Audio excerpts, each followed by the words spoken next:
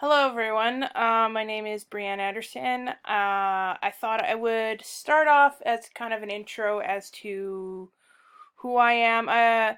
In one of my classes, I don't think it was this one, I can't remember, but I did, an about me, as you can see on the screen here. So I thought I would just kind of go through that. Obviously, I'm not quite at, professional web designer yet, but I'm getting there. But kind of who I am still applies in this thing here. So, as I said, my name is Brianne Anderson. I'm from St. Andrews, Manitoba, which is just north of Winnipeg. In 2009, I completed the Graphics Communication Certificate Program from Red River College. I am currently working my way through the Web Design Certificate Program at McMaster University, as all you are, and hope to be done by the end of July 2020. So my passions, I am passionate about music. I sing, play the piano and the tuba, though I would say the thing I am most passionate about is my relationship with others, being someone that family, friends, and coworkers can rely on. Things like that are really important to me. And so with me being someone you can rely on, I will strive to give high quality work that fulfills your vision of what you represent, and to give my future clients easy to use web designs and creative design solutions.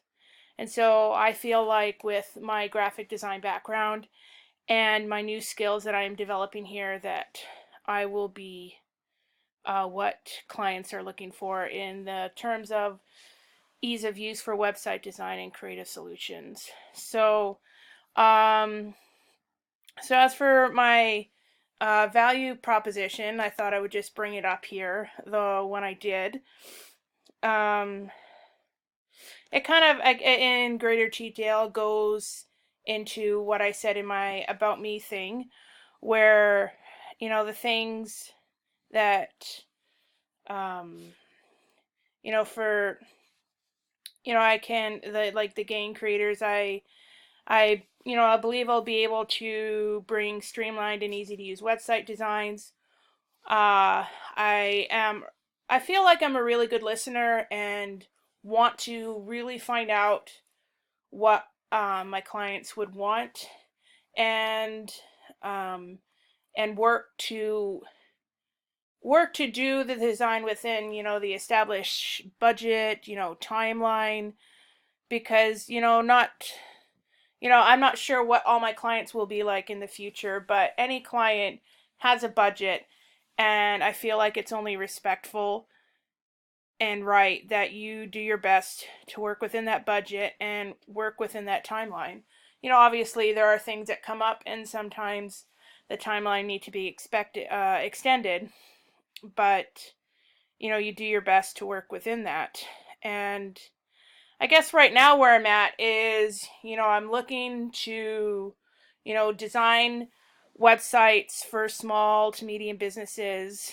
I hope to, be able to, whatever company I work with, I hope to be able to work remotely, because my ideal, after I'm done is to be able to travel and work at the same time. And I feel like, travel can also provide new insights, creative solutions to, whatever clients that I work with in the future. And I feel like, as is talked about in many of my classes now, is how important it is to, make your websites optimized for the mobile first design, because if it works there, it can easily work in regular screen sizes, as we all know. And I hope to be able to, with my clients, provide ongoing and continued support as needed. And I believe, social media, if you're selling stuff, if you got a message you need to get out, it's important that you need to use all those avenues, um, to get your company's brand, your company's message or product out there. And I believe with my graphic design skills, I will be able to uh, get that out there. And so moving on, I guess. Let's see.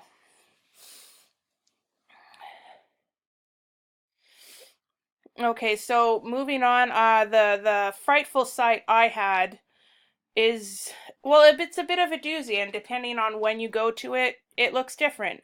Right now, it looks like this. Um, Last week, I think, yeah, last week, it changes all the time, so it's hard to say. But last week there was a dog riding on a turtle in this same sort of grid pattern, moving. And at one time, I'm not sure what page it was on, but um, oh, there we go. Yes. So there's the animation, and that's great. So that's what happens. This is Yale University School of Art, and it's really kind of wild because I think most of us are all familiar with, the brand aesthetic of Yale School in general, and its other colleges, from what I looked into, have a similar professional look to them. And it seems like this School of Art webpage kind of just went off the rails. I kind of feel like, I feel like with all these crazy animations, and these aren't even the craziest, because I've seen, there is one page, doesn't seem to be any here anymore, but there was this one page where there was like, this same grid pattern that you see in the background, but it was this swirly, like, almost like a tornado that just kept moving and moving, and I'm thinking, uh, that could cause someone to have seizures, and there was flashing lights at one point. So that's kind of insane. Um, as to what the problems were, like design aside, once you got past that, once you pause the animation, as you can see on the left that I did here, it still looks weird, but the information is easy enough to find, because most of it, if you're looking to apply to the school, then, this is where we are right now. So, the information is there. It's just not very visually pleasing. I don't know how well this would work in most mobile devices. It didn't really look a whole super fun in mine. But,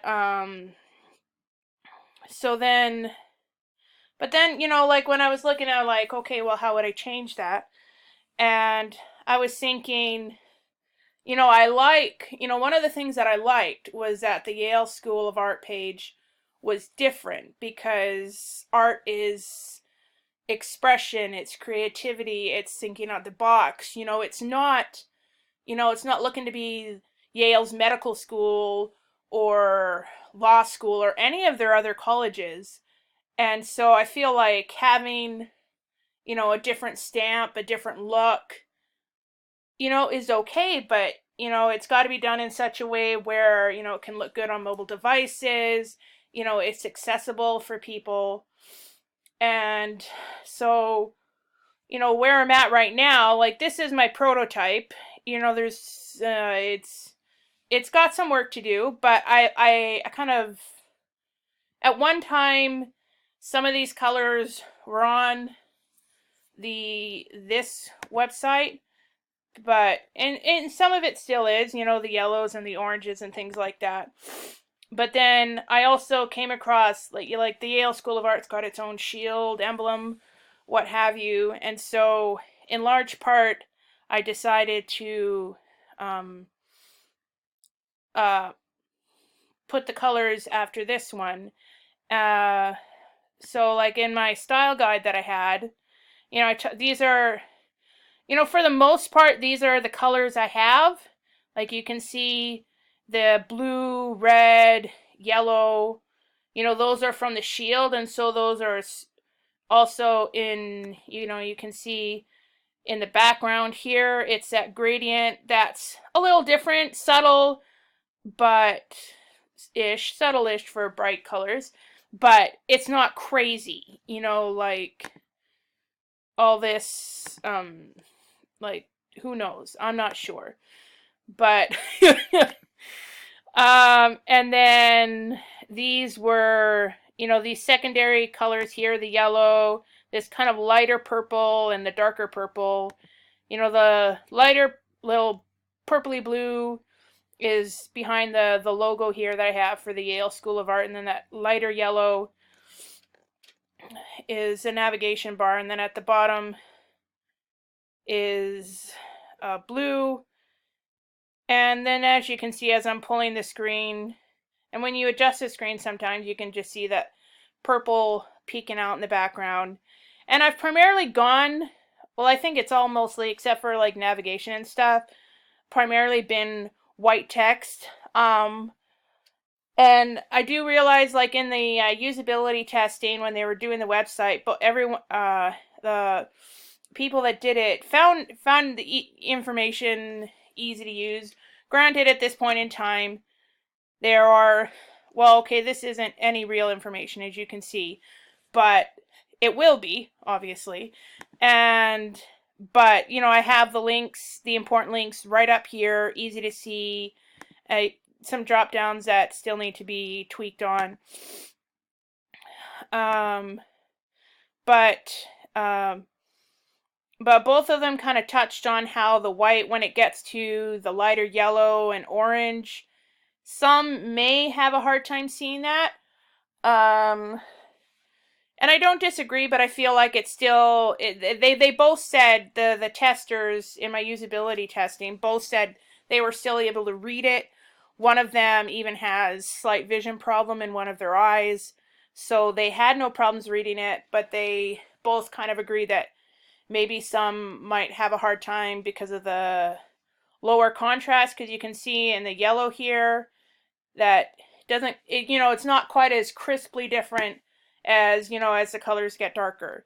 But I also plan on, adjusting the paragraph width and, putting in some pictures, so that might even just take care of itself and become a non-issue. So I feel like the colors I used kept the spirit of what the original version of this site I saw with. Obviously, it's way different now, but it changes every day or weekly. But I felt like I liked that the color palette was different and it wasn't just, a professional, and nothing against that, but I just felt like the uniqueness I wanted to keep in my redesign. And it's neat seeing how with, the coding I've done, how when it's in, I've seen it in my, my phone and my iPad, and, obviously you can see just adjusting the screen here, how, the navigation and whatnot doesn't collapse. And it's just, I'm really enjoying the progression of that. As to, the next steps I'm doing, like I said, with addressing this maybe lower contrast thing where the yellow is, I hope to, add in, adjust the paragraph with other pictures or maybe multiple columns depending on the page, because I do like that the colors, I feel like the colors all work together really well. They tie into the logo, so that goes with the page. And I feel like the design is more cohesive. It just seems this one is chaotic. Like, it's wiki based, so anyone at the school, any teacher can all come in and do whatever they want whenever they want. So that's why it changes all the time.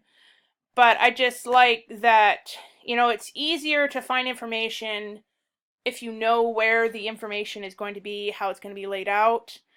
And so that's what I hope to do in my final redesign, is adjust the paragraphs, like I said, colors if need be, or at least the position of the paragraphs. So thank you for joining me today, and I look forward to seeing all your work. Thank you very much.